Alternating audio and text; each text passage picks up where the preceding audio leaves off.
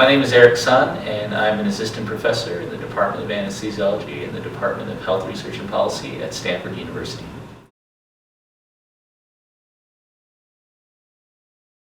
Yeah, I think the peer review process in anesthesiology is very helpful because there's a large group, it draws from a large network of reviewers who have expertise across a wide variety of areas.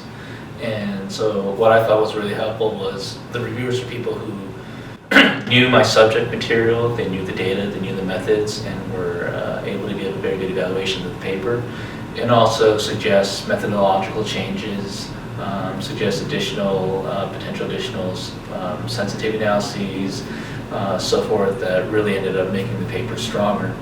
I think what's also helpful is at the higher editorial levels, there's, I think, a lot of thought into looking at the paper holistically, and I think they were very helpful for our last manuscript, for example, in making sure that the message was sort of on point and that we didn't exceed what the data was saying, and sort of just steering us around sort of political minefields and things like that. So I thought that was very helpful.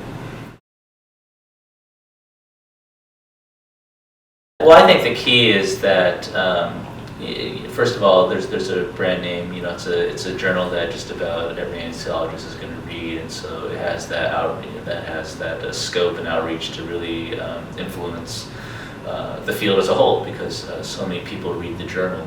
Again, there's just a lot of expertise in the journal across the editorial board and across the reviewers for really being able to evaluate all aspects of the specialty. Anesthesiology is a very broad specialty. Obviously, you have critical care, you have pain, you have perioperative medicine, you have policies that anesthesiologists are interested in, and so one of the strengths of the journal is just a very strong set of reviewers and editors across all those various areas who can really review, evaluate manuscript, improve it, and in that way make it more relevant to the specialty.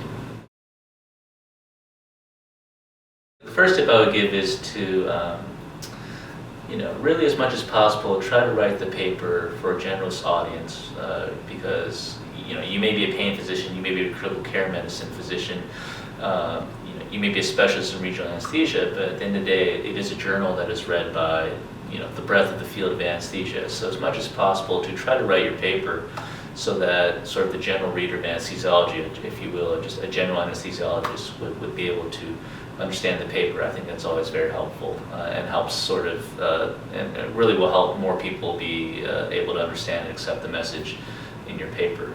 And I guess the second tip I would give is that always just to give it a shot. You can the worst that can happen is obviously that the papers decline, but to always give it a shot. You really never know, and it's always worth it.